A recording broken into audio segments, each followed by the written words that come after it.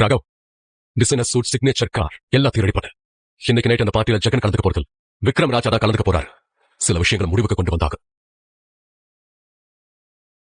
தாத்தா கொடுக்க வேண்டிய கிஃப்ட்ஸோட லிஸ்ட் உங்களுக்கு அனுப்பியிருக்கேன். எல்லாத்தையும் அரேஞ்ச் பண்ணிருக்கேன் சார். ஏன் சார் நீ அது எல்லாத்தையும் கொடுத்துரு.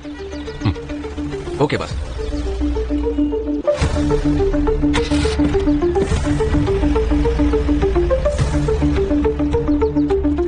இன்னையோட கடைசி டெலிவரி. இதுக்கப்புறம் இந்த வேஷம் தேவையில்லை.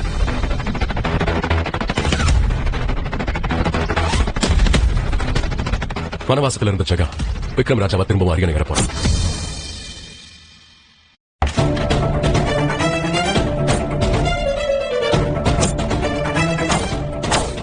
அஞ்சலி, நீ இங்க ஹோட்டல் ரூம்ல என்ன பண்ற? மீட்டிங் இருக்குன்னு உன்கிட்ட ஆல்ரெடி சொன்னேனே. அஞ்சு, யாருது? யாருது? என்னோட ஹஸ்பண்ட். பதட்டப்பட வேண்டாம் சொல்லு. பட்டனை தப்பா போடுறா பாரு. நீ தப்பா புரிஞ்சிட்டு இருக்க ஜெகன். இது ஒரு பிசினஸ் டீல். பிசினஸ் டீல்ஸ் டேபிள்ல தானே நடக்கும். பெட்ரூம்ல என்ன? சில் ப்ரோ, ஒன்னும் வரி பண்ணிக்காதீங்க. இது ஜஸ்ட் ஒரு ஃபார்மல் மீட்டிங் தான். ஹலோ, என்ன ப்ரோனு கூப்பிட வேலை வச்சுக்காத. அந்த அளவுக்கு உனக்கு ஸ்டேட்டஸ் இல்ல. ஏய் டெலிவரி பாய், யாருக்கு ஸ்டேட்டஸ் பத்தி பேசுற? நான் யாரும் தெரியுமா? வேலியன்ட் இண்டஸ்ட்ரீஸோட டிஜிஎம், விக்ரம் ராஜாவோட க்ளோஸ் ஃப்ரெண்ட். நான் அவரே ப்ரோன் தான் கூப்பிடுவேன். நான் ஒரு சிக்னல் கொடுத்தா போதும். நீ என்ன, நீ வேலை பார்க்குற கம்பெனியா இருக்காது. விக்ரம் ராஜா அவருக்கு நீ ஃப்ரெண்டா? இது என்ன கம்பெனியா இல்ல மீன் மார்க்கெட்டா? எவன் வேணா உள்ள வரா, நீங்க பாத்துட்டு இருக்க. ரொம்ப சாரி மேம். அவன் ஏதோ பாக்க ஸ்மார்ட்டா தெரிஞ்சான். ஏதோ பேசி குழப்பிட்டு இருந்தான். செக்யூரிட்டி கூப்பிடலாம் திரும்பின பார்த்தா ஆளை காணும் மேம். பிரியா, அடுத்த 1 மணி நேரத்துல அந்த ஜீனியஸோட மொத்த ஹிஸ்டரியே என் டேபிள்ல இருக்கணும். இல்லனா இன்னைக்கே உங்க 2 பேரோட சீட்டு கிழிஞ்சிரும். போ. சரி போ போ போ.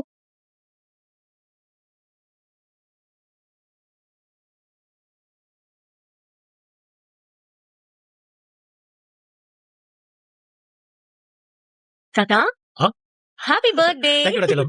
This is for you. Wow, so sweet. Happy birthday தாத்தா. Thanks.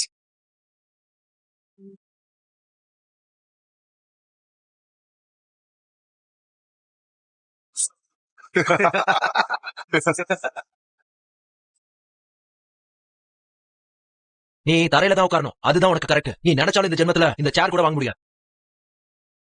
சேர்ல உட்கார்ந்தாலும் யாரும் பெரிய ஆளாகிட முடியாது மனோஜ். தரையில உட்கார்ந்தாலும் ராஜா ராஜா தான். சேர்ல உட்கார்ந்தாலும் குரங்கு தான். ஓ, பார்ட்டிக்கு வரும்போது ஒரு கிஃப்ட் வாங்கிட்டு வர துப்பு இல்ல. நீ எல்லாம் வாய் பேசலாமா? ஓசில சரக்கு அடிச்சு போலாம் தானே வந்த. வாயை மூடிட்டு அதை மட்டும் பண்ணிட்டு கிளம்பு. என்னோட கிஃப்ட் எல்லாம் நினைச்ச உடனே வந்துடாது. அது தனி. அதுக்கு கொஞ்சம் பொறுமையா இருக்கும். வாயை மூடு. உன்னை பேசாதன்னு சொன்னேன். இன்னைக்கு எவ்வளவுதான் என்ன அசிங்கப்படுத்துவ நீ? உன் பிச்சைக்காரத்தனத்தை எல்லாரும் முன்னாடி வந்து காட்டிட்டு இருப்பியா? கொஞ்சமாச்சும் செல்ஃப் ரெஸ்பெக்டோட நடந்துக்கும். அதெல்லாம் சொந்த செலவுல சாப்பிடறவனுக்கு தான் இருக்கும். பொண்டாட்டியோட நிழல்ல வாழ்றவனுக்கு அதெல்லாம் எங்க இருக்க போகுது? தெருவுல தான் பிச்சை எடுக்கணும். பாட்டி, மரியாதையோட பேசுங்க. நான் இந்த வீட்டோட மருமக. மருமக, நீ ஒண்ணுக்காக குப்பை. This is your limit. வாயை மூடிட்டு அந்த மூலையில போய் நில்லு. இல்ல யூனிஃபார்ம் மாட்டி விட்டு எச்ச கிளாஸ் கூட விட்டுருவேன். ஜாக்கிரதை. 5 வருஷத்துக்கு முன்னாடி மேக்ஸிமம் ஸ்டாப்ங்கிற உங்க கம்பெனியோட பேரு இந்த ஊர்ல யாருக்குமே தெரியாது. இன்னைக்கு இந்த நிலைமைக்கு எப்படி வந்துச்சுன்னு கொஞ்சமாவது யோசிச்சு பாருங்க. அதுக்கெல்லாம் அஞ்சலி தான் காரணம். அவளோட கடின உழைப்பாலதான் இதெல்லாம் வந்துச்சு. ஆனா நீ அவளுக்கு கிடைச்ச சாபம். அவளை இன்னும் முன்னேற விடாம தடுக்கிறதே நீதான். இன்னைக்கு நீ எமோட ஸ்பாய் பண்ணிட்டேல, ஏதாவது பேசுன தொலைச்சிருவேன். என் முன்னாடி நீ சத்தமா மூச்சு கூட விடக்கூடாது. வாயை மூடிட்டு இரு. தாத்தா, happy birthday to you. Hi Naveen, வாங்க. உங்களை பார்த்ததும் தான் ஏதோ தெம்பு வந்த மாதிரி இருக்கு. தேங்க்ஸ் நவீன். அஞ்சலி என்னோட க்ளோஸ் ஃப்ரெண்ட் தாத்தா. நான் வரேனா இப்படி உங்களுக்காக ஒரு ஸ்பெஷல் கிஃப்ட் கொண்டு வந்திருக்கேன். விக்ரம் ராஜாவோட கிளவுட் கார்ப்ல இருந்து. அவரா பிசினஸ் வேர்ல்டுல ரொம்ப பெரிய ஹீரோ வாச்சே. ஆமா பாட்டி, அவர் ஒரு கோஸ்ட் லீடர், இண்டஸ்ட்ரியோட லயன். இன்னைக்கு நான் இந்த நிலைமையில இருக்கேன்னா அது காரணம் அவர்தான். நான் கூட அவரை பத்தி நிறைய கேள்விப்பட்டிருக்கேன். அவரு கடவுள் மாதிரி, யார் கண்ணுக்கும் தெரிய மாட்டாரு. ஆனா மோஸ்ட் பவர்ஃபுல் மேன். அவரோட நிலைமை பார்க்கறதே பெரிய லக். இது என்னோட கிஃப்ட். நான் பர்சனல் ரெக்வெஸ்ட் பண்ணதால மேக்ஸிமம் கார்பஸ்க்கு 200 crores worth உள்ள ப்ராஜெக்ட் அலோகேட் பண்ணிருக்காரு. பாருங்க. சூப்பர். அண்ட் என்னையும் தமிழ்நாடு சர்க்கிள் ஜிஎம் அப்பாயிண்ட் பண்ணிருக்காரு. டேய் பாத்தியா, இதுக்கு பேர் தான் கிஃப்ட். நீ ஒருத்தன் தான் பெருங்கையை வீசிட்டு ஓசில சாப்பிட்டு போக வந்திருக்க.